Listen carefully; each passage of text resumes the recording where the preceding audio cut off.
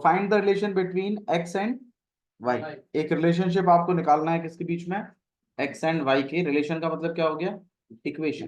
एक इक्वेशन बनानी है आप एक्स और वाई की, सच दैट कि एक पॉइंट है आपके पास X comma Y, it is equidistant, ये बराबर दूरी पर है 3,6 से एंड -3,4 से। ये है कुछ, मतलब आपके पास पॉइंट है एक्स कॉमा वाई जो कि इक्विडिस्टेंट है। इक्विडिस्टेंट मतलब इक्वल डिस्टेंस पर है 3,6 से भी और -3,4 से भी। ये बात कही हुई है, आपको बस इक्वेशन बनानी है।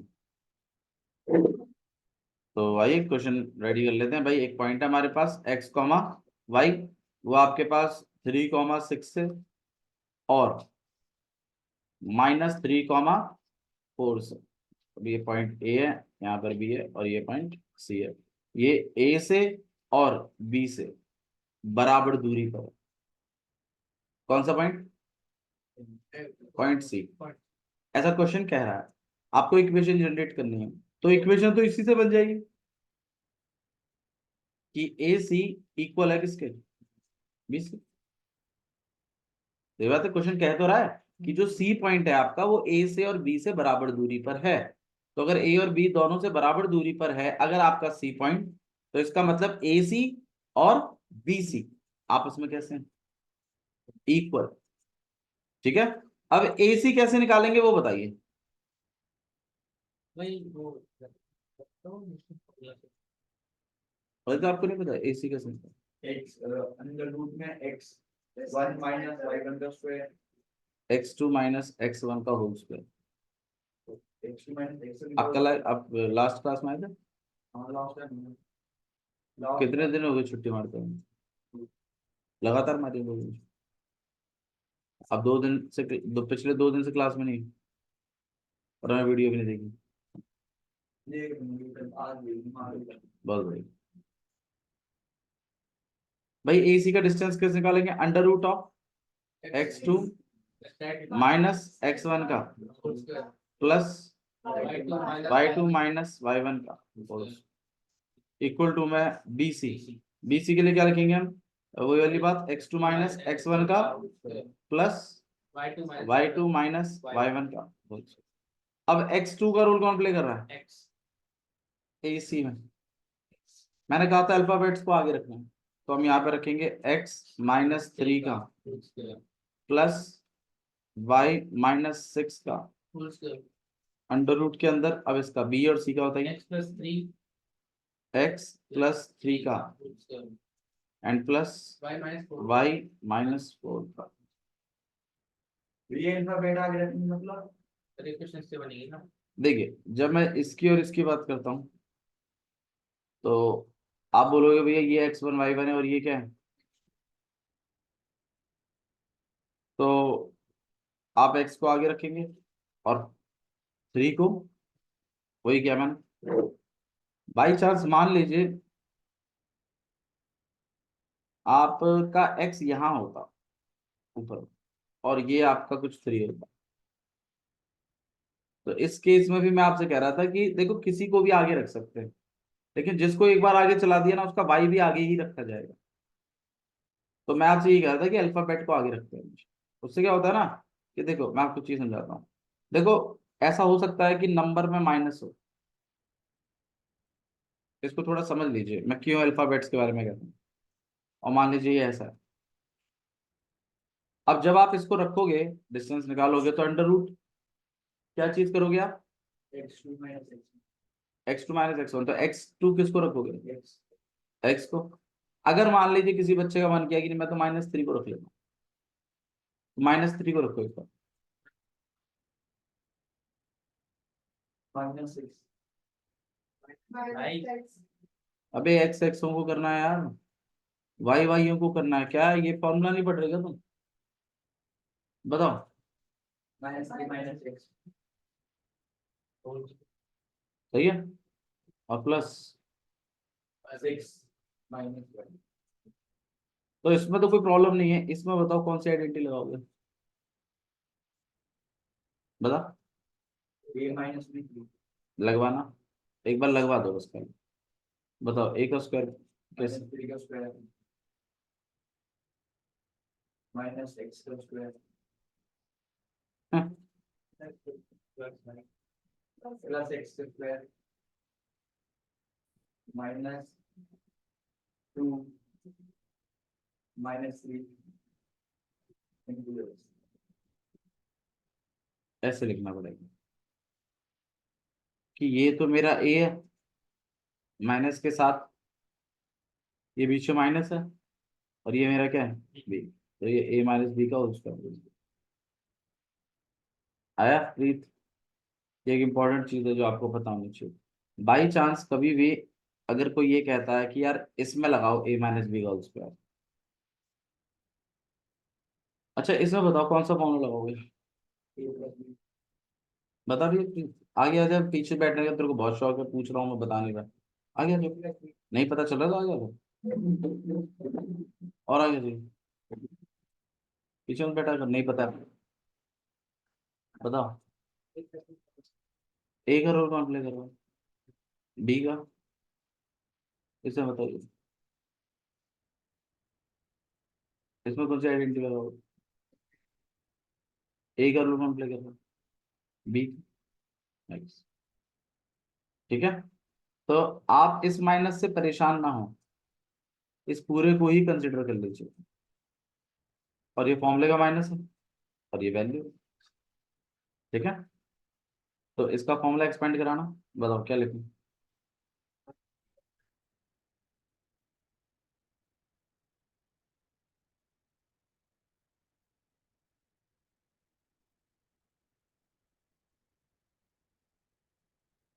समझ में आएगा, ठीक है।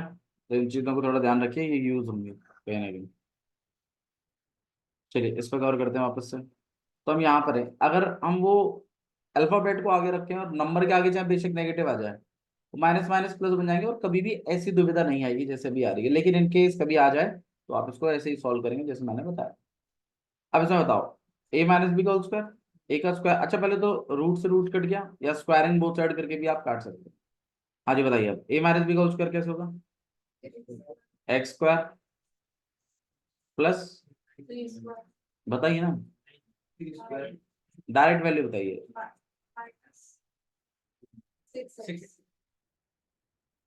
आया देते, चलिए प्लस, इसका बताओ, y स्क्वायर प्लस प्लस 12 किसी को डाउट है तो बताइए, इसका बताओ भाई, square +9 +6x plus y square plus 16 -8 -6 ठीक है। अब एक्स स्क्वायर से एक्स स्क्वायर कैंसिल हो गया, 9 वाई स्क्वायर से वाई स्क्वायर कैंसिल हो गया, 9 से 9 कैंसिल हो गया, और कुछ नहीं। बाकी और कुछ बचता नहीं यहाँ पे। तो एक काम करते हैं, एक्स को एक तरफ कर लेते हैं, यहाँ पे 0 हो जाएगा, यहाँ पे 6x ऑलरेडी है, 6x और आ गया, 8y ऑलरेडी है, +12y और आ गया, +16 है, -36 और आ गया। यहाँ पे 0, this gonna be 12x, this gonna be 4y, and this gonna be -20. You will take 4 as common. This will be 3y, 3x plus 2y minus 5 equals to 0. 1 आएगा, so 1y, और आप इस 4 को 0 के नीचे भेज देंगे, यहाँ पे 0 हो जाएगा, this gonna be 3x plus y minus 5, इसको अच्छे से लिख लीजिए, this is the equation that you are looking। ना ना वो आप समझते हो, आप स्टेप्स हैं वो बचा रहे हैं आप लोग। मैंने इवन देखिए कॉमन भी एक साथ ही कर दिया। इवन कुछ टाइम के बाद जब आप और परफेक्ट हो जाएंगे चीजों में, तो हम डायरेक्टली इससे इसको लिखेंगे, ये स्टेप पूरा स्किप करेंगे हम, आगे चलेंगे। समझ में आया? आगे चल के हम करेंगे इस काम को भी, हम कॉमन भी निकाल लिया करेंगे, उसको 0 के नीचे भेज दिया करेंगे, और हम उसको शो भी नहीं करेंगे, ठीक है। तो परफेक्शन आता है बच्चे, यहाँ तक बताइए कोई इशू है किसी बच्चे को? So this is exercise 7.1 last question है ना, लास्ट क्वेश्चन था। आइए नेक्स्ट क्वेश्चन हम लोग पढ़ रहे हैं। नेक्स्ट एक्सरसाइज कंटिन्यू करें। एक्सरसाइज है 7.2। 7.1 तक मैं कंप्लीट करा चुका हूँ, 7.2 हम शुरू कर रहे हैं। प्लीज पार्टिसिपेट करिएगा, बहुत ही जबरदस्त एक्सरसाइज है और इसमें से क्वेश्चन आना ही आना है। बोर्ड एग्जाम्स में आया भी है, आप मैं पेपर दिखाऊंगा उसमें भी आप कहोगे हाँ भैया आया है। और एक क्वेश्चन तो सीधा सीधा उन्होंने पूछा है, आई डिस्कस करते हैं। इसमें जो टॉपिक है वो है सेक्शन फॉर्मूला। सेक्शन फॉर्मूला पहले वाले में जो टॉपिक था वो क्या था प्लीज? इससे पहले एक्सरसाइज में जो टॉपिक था वो क्या था?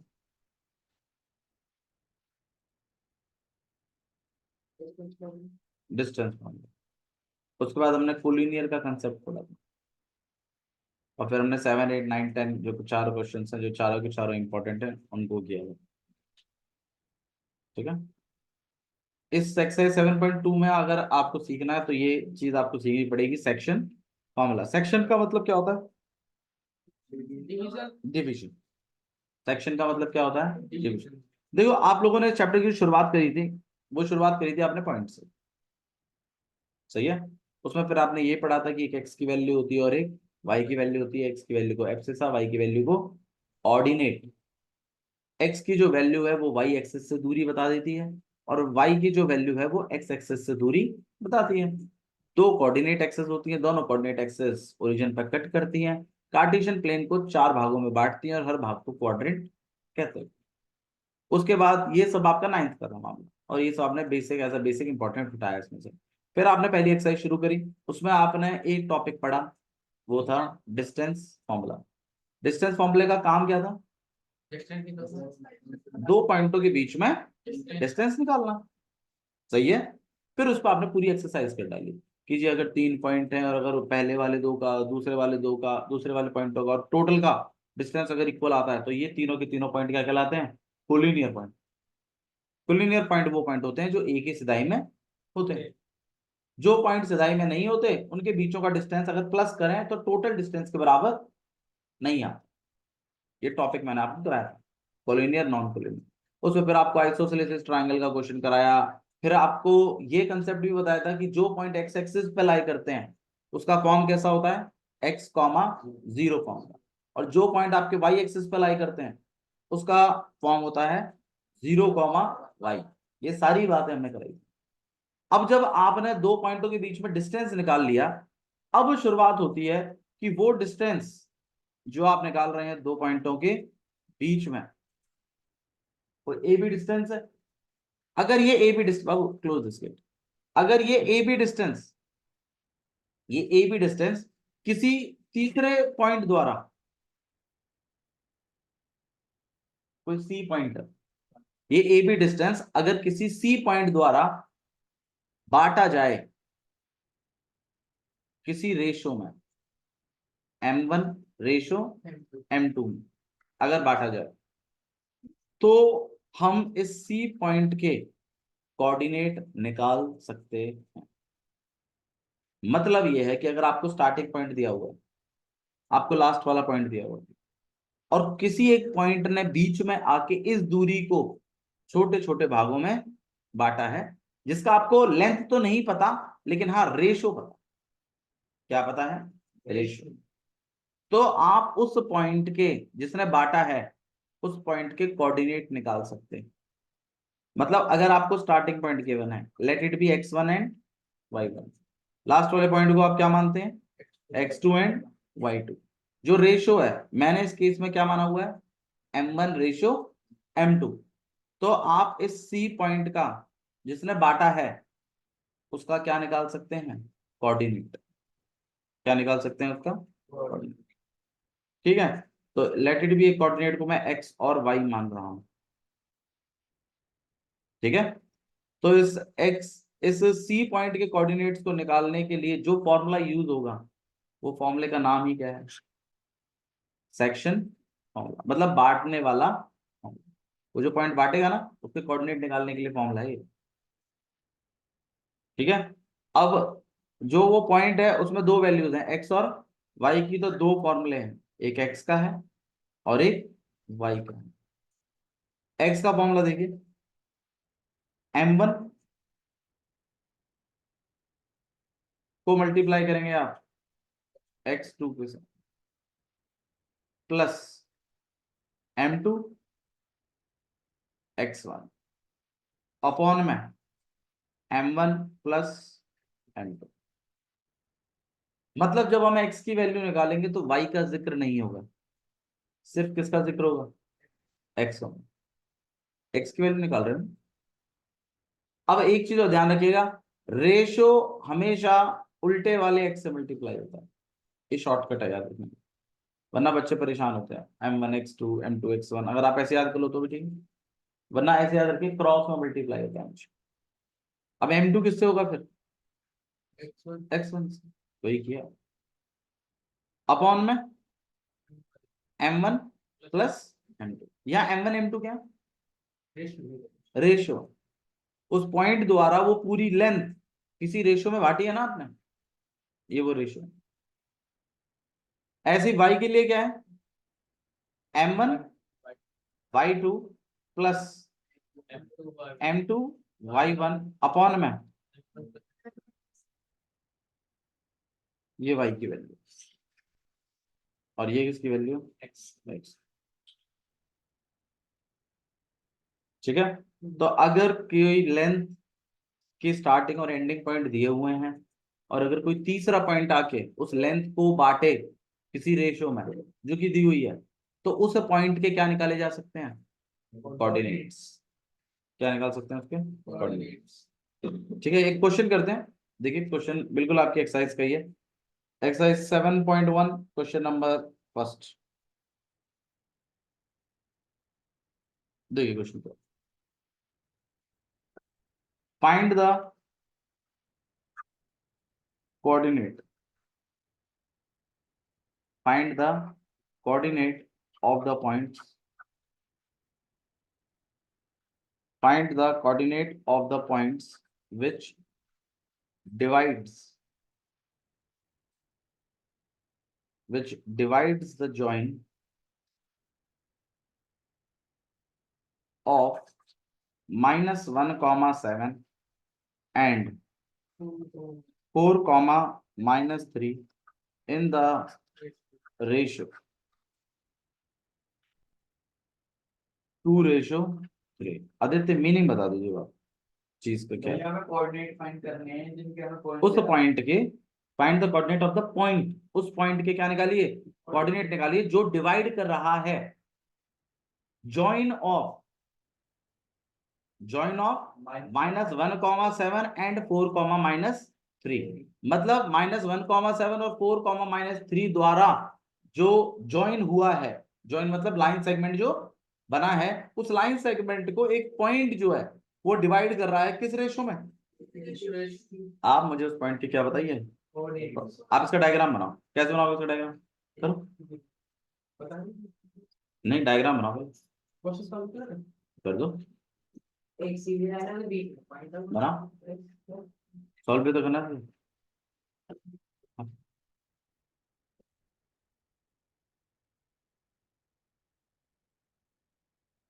स्टार्टिंग पॉइंट क्या होगा आपके पास, -1, 7। एक बी पॉइंट होगा 4, -3। एक पॉइंट सी मान लीजिए, पी मान लीजिए, कोई भी एक आप पॉइंट बनाइए, let it be P point. Ratio है 2:3। आप मुझे इस पी पॉइंट की क्या बताएंगे, कोऑर्डिनेट। स्टार्टिंग के लिए आप इसे यहीं पर ही x1 y1 लिख लिया करो, x2 y2 और इन रेशो के ऊपर m1 रेशो m, और इस पी पॉइंट के लिए x y लिख लिया करो। अब ट्राई करिए, यहाँ पे ध्यान दीजिए, कोई बात नहीं। देखो मैंने आपको एक फॉर्मूला बताया था अभी थोड़ी देर पहले, सॉल्यूशन स्टार्ट कर रहे हैं। x की वैल्यू होगी आपके पास m1 x2 plus m2 x1 upon में m1 प्लस m2। एक तो ये हो गया, दूसरा है m1 y2 plus m2 y1 upon में m1 plus m2। Now let's discuss what is the value of x। निकालना है तो we can not put the value of x, right, तो ये x ही रहेगा। m1 की वैल्यू कितनी, 2, x2 की वैल्यू कितनी, 4, m2 की कितनी है, 3, x1 की कितनी है, -1 अपॉन में 2 + 3। यहां तक कोई डाउट है तो बताइए, ये सही है क्या? अब आप बताओ ये वैल्यू क्या क्या आई है, 4 2 सा, और ये और नीचे, हाँ काट पीट के, ठीक है, तो x तो 1 ठीक है, y और निकाल लो। चलिए m1 कितना है, y2, m2,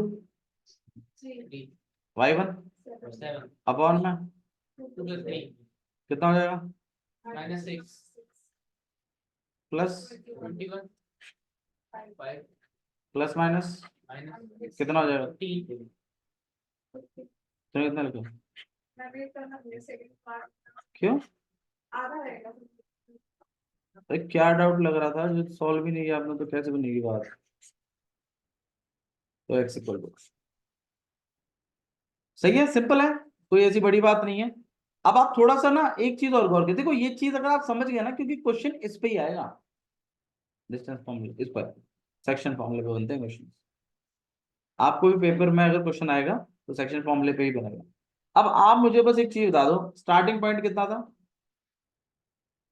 -1, मतलब जो स्टार्टिंग पॉइंट है ए पॉइंट, वो है -1, हाँ जी, एंडिंग पॉइंट कितना था, 4, ये बीच वाला जो पी पॉइंट था ये कितना था, 1, 3, अभी अभी आपने निकाला, और जो रेशियो था वो कितना है, 2:3, सही है, ठीक है। अब आप ठीक से गौर करिए, कितनी चीजें इन्वॉल्व हैं टोटल, टोटल कितनी चीजें इन्वॉल्व हैं, 4 चीजें इन्वॉल्व हैं, वैल्यूज मत बताइए, एक x1 y1 अलग अलग मत मानिए, टोटल चीजें कितनी वैल्यू कितनी मैटर करती हैं, एक तो पहला एक स्टार्टिंग पॉइंट, हम प्रॉपर नाम देते हैं, एक तो स्टार्टिंग पॉइंट, एक लास्ट वाला पॉइंट है, एक बीच वाला पॉइंट है, और एक रेशियो है। कितनी इन्वॉल्व है टोटल चीजें, 4, 4 ही तरीके के सवाल बनते हैं, पहला स्टार्टिंग पॉइंट देगा, लास्ट वाला पॉइंट देगा, रेशियो देगा, और बीच वाला पॉइंट पूछेगा, जो कि यही था, मैंने यही टाइप तो करवाया आपको, स्टार्टिंग पॉइंट दे दिया, लास्ट वाला पॉइंट दे दिया, रेशियो दे दिया, और बीच वाला पॉइंट पूछ लिया, कोई प्रॉब्लम है इसमें? अब टाइप 2 कैसा क्वेश्चन बनेगा वो देखिए, एनी आइडिया टाइप 2 में हम क्या करने वाले हैं, रेशियो निकालना है। बिल्कुल, टाइप 2 रेशियो वाले को लास्ट में रखेंगे हम, ठीक है, क्योंकि वो थोड़ा सा अलग है। हाँ जी। अब देखिए मैं क्या करने वाला हूँ, रेशियो दे दूंगा आपको, बीच वाला पॉइंट पकड़ा दूंगा, लास्ट वाला पॉइंट पकड़ा दूंगा, और मैं आपसे क्या पूछूंगा, स्टार्टिंग वाला, इसको कैसे निकालोगे, अगेन सेक्शन फॉर्मूले से, सेक्शन फॉर्मूले की इक्वेशन से निकल सकता है, मतलब 4 चीजें हैं, 3 चीज देगा, एक चीज पूछेगा, वही चीज तो निकालनी है, x1 y1, बीच वाले पॉइंट को आप क्या मानते हैं, xy, ध्यान रखिएगा इस चीज को, लास्ट वाले पॉइंट को क्या मानते हैं, स्टार्टिंग वाले पॉइंट को क्या मानते हैं, मतलब हमारा फॉर्मूला वही होगा, बस x की जगह तो वैल्यू डल जाएगी एक, x1 की जगह कोई वैल्यू नहीं डलेगी, रेशियो की जगह वैल्यू डली जाएंगी। अब इसको करके दिखा दीजिए आप मुझे फटाफट, करिए, ये आपका टाइप 2 है, चलो कोई बात नहीं, अरे चलो ठीक है ठीक है ठीक है, देखो गौर करो, हाँ भाई इक्वेशन क्या थी, x इक्वल टू में m1 x2 plus m2 x1 upon में m1 प्लस m2, ये थी ना इक्वेशन, और दूसरी वाली क्या थी, y इक्वल टू में m1 y2 plus m2 y1 upon में m1 प्लस m2, सही है। x की जगह क्या रखूं तुम बताओ, फोर यार 3 क्यों रखेंगे यार? एक्स की value one one one one one one m1 की जगह क्या रखूं? टू x2 की जगह क्या रखूं? फोर m2 की जगह थ्री थ्री x1 की जगह x1 x1, वही तो निकालना है। अपॉन में 2 प्लस प्लस थ्री भाई ये इक्वेशन के बनाई है, ओ ये नहीं बनाई, यही बनाई है। हाँ ठीक, अब हम यहाँ पे क्या करने वाले हैं, यहाँ पे 1 कर देंगे, 4 2 8 और यहाँ पे 3x1 अपॉन में 5 क्रॉस मल्टीप्लाई, 5 आ जाएगा यहाँ पर 8 प्लस 3x1 3 क्यों, और क्या किया है? मतलब उसके बाद 11x x1 कैसे निकालेगा? अब तूने 8 और 3 प्लस करके अगर 11x1 रखा तो तू बेवकूफ है फिर, जब तुझे यही नहीं पता कि कौन सी टर्म में प्लस होती है कौन सी टर्म में नहीं प्लस होती, अनलाइक टर्म में वो प्लस कर रहा है। क्रॉस मल्टीप्लाई फिर भी बस तूने 11x1 भी लिखा है। काट दिया। हाँ, अब यहाँ पर हम x1 को अकेला कर रहे हैं, इस 8 को हम पल्ली तरफ भेज रहे हैं, 5 माइनस 8 माइनस का 3 और यहाँ पर 3x1, x1 को हम अकेला कर रहे हैं -1। यही नहीं हट सकते अब ध्यान रखिएगा, हम ये भी नहीं करेंगे इसके नीचे भेज के वो करना, डायरेक्ट लिखेंगे, ये आपका कैलकुलेशन इंप्रूव करेगा और हो जाता कुछ समझ में आ गया। ठीक है, नेक्स्ट वाला और देख लेते हैं। y इक्वल टू में कितना है? m1 की जगह 2, y2 की जगह m2 की जगह y1 की जगह अपॉन में, 2 प्लस 3 तो यहाँ पे हो जाएगा आपके पास 3, this is -6 plus 3y1 upon में 5 15 -6 प्लस 3y1 -6 को आपने उधर भेज दिया 21 इक्वल टू में 3y1 y1 इक्वल टू में 7, मतलब से पहले कर दोगे। अब टाइप 3 क्या होने वाला है वो बताओ, चलो अब y x2 y2 निकालेंगे। बिल्कुल फटाफट लिख लीजिए क्वेश्चन। टाइप 3 टाइप 3 अभी करना है हाँ जी, स्टार्टिंग पॉइंट क्या है? -1। बाबू हर एक चैप्टर के पेयर नोट्स बनाने हैं, मेरे स्कूल बनवा रही आपकी चॉइस है। देखो मैं आपको नहीं बोल रहा कुछ भी, स्टार्ट कर दो इस केस में एक मिनट अभी वो पेड़ से निकालने की कर रहे हैं बाबू।